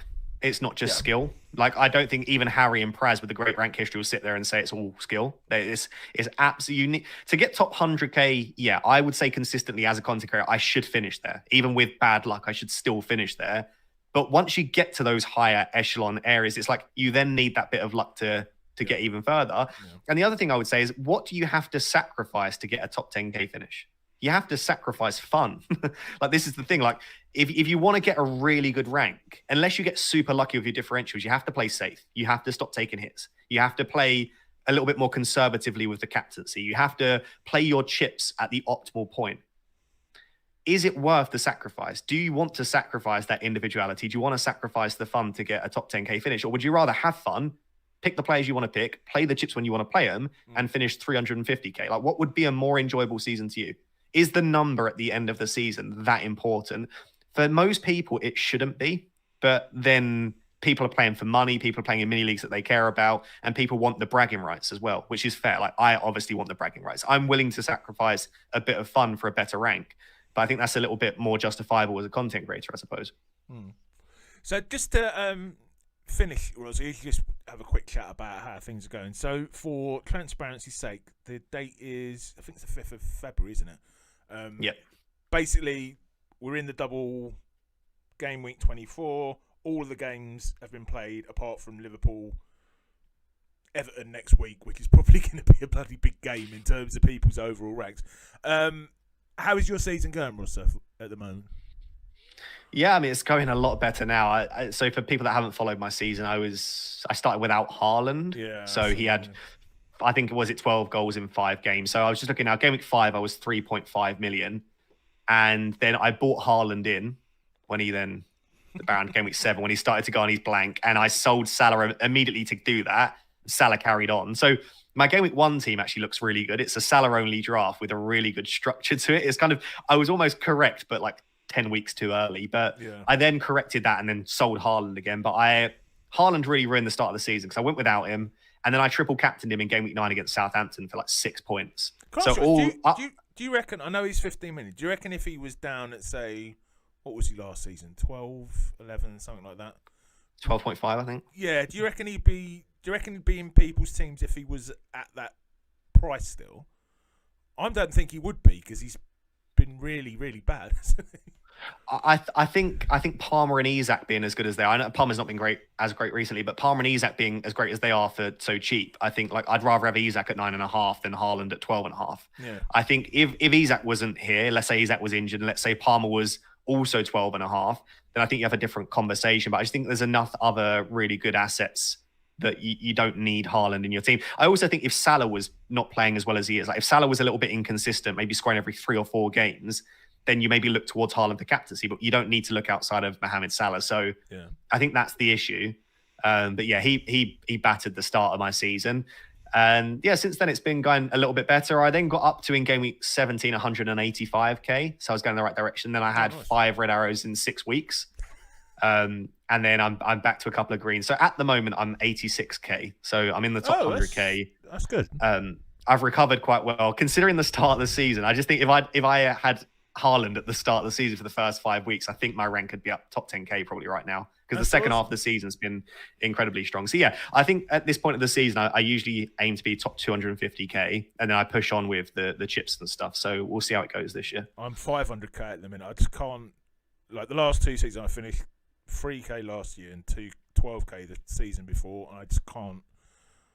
Just, you know, whatever you do just doesn't seem to be working off. Like I know I said my goal is always to get in the top 100. Not because I'm creating content now, but that's kind of become the standard that I'm used to finishing at. And I'm just having one of those seasons. I haven't had one since before COVID, probably, where, you know, like whatever you do, you just seem to stay at exactly the same place. You don't really go up. You don't really go down.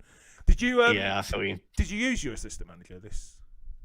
Yeah, so it's active on Arna's slot. So we're recording this before the Merseyside derby, but I'm hopeful if he can get if Liverpool can win that second game, it will be a positive, and then I'll obviously play it across the next 2 weeks after that. What do you think of the assistant manager in a general sense? I wouldn't go as strong as saying I hate it, but I don't like it. I don't think it's what FPL is about. FPL is about picking players that you think will perform well in the game. This is now backing teams. It's almost like American sports betting, gambling. It feels like I'm betting or gambling which team will perform well. Like it's almost lending itself to betting. Like I'm looking at bookies odds every week now more because I'm trying to back the teams. I literally made a video where I said this is really making it closer to betting. Yeah, and also like it's ruining the simplicity. I pride myself on being able to explain complex things in a simple way. I think that's like one of my key strengths as a person is take a complex thing and explain it in a simple way. I still struggle to explain the assistant manager chip to people that aren't really engaged in FPL. Like it's not an easy thing to explain. Like even like Chunks and Stormzy, for example, I was trying to explain the chip to them and they're proper FPL like nerds, but it's like, and they're like, so what does this mean? And then can this happen? And then it's like, well, you have to actually free up the money. And then also you've got 3 Liverpool. Sorry, mate, you've got to sell one of your Liverpool players to go and get slots. It's just, I just feel like it's overcomplicating such a beautifully simple game. Like the simplicity of FPL is what is so good about it. Like when I played the Euros game and the World Cup and UEFA Champions League fantasy, like I don't like them because I'm making manual substitutions and I'm getting points for man of the match and then interceptions. And it's like, I don't want that. I want goals, assists, clean sheets, pick 15 players, have some fun. I actually think they could even remove chips, and I don't think it would negatively impact the game. And I think if they're going to add chips, it should be about picking players. Give me one where I get 2 captains for a week rather than a triple captain. Give me one where I get an extra 1 player that I randomly select at random, doesn't contribute towards my budget. It should be about players. I don't understand this new. I think this new back in a team. The free hit's the only one you really need to have in there, isn't it? I think that's sort of essential. Yeah, and even wildcards, I don't mind them, but like bench boost, triple captain, stuff like that. Sorry, mate, I meant wildcard. Yeah, so I think they're all fun, and even if you have free hit, I don't mind that. Or like a limitless chip, that's absolutely fine. Or like all out attack used to be a chip. That's a great, like they're fun, but I don't know. I just think it's overcomplicating what is, like I say, a beautifully simple game. I would be surprised if it's there next year. Really? I wouldn't be surprised. I just think the reception's not been very good to it. When I asked Andy this last week, he said he'd be amazed if they moved it because they programmed it.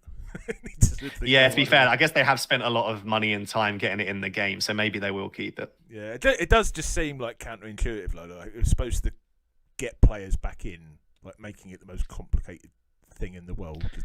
And because it uses your existing budget that you need to free up. Yeah. Firstly, it's available a really random game week, which has then preceded another random double announcement. So really, it's not required planning. It's actually punished you if you've gone into this position with 3 Liverpool, if you wanted to then have slot. So it's punished the engaged managers, but it's rewarded the engaged managers because it's better to have high team value. And therefore, if you've not been playing the game and you've not got the money in the bank, I'm not sure who this is for. I can't work out who this chip is meant to benefit. Do you know what I reckon will happen at the end of the season, though, Roz? I mean, obviously, this will have played out somewhat by the time this video comes out. There's going to be all the people who've done really well with it, and there's going to be all the people who've done shit with it, and all the people who've done well with it are going to be, oh, we love this chip, keep it in. And I reckon that outbalance might see and keep it in.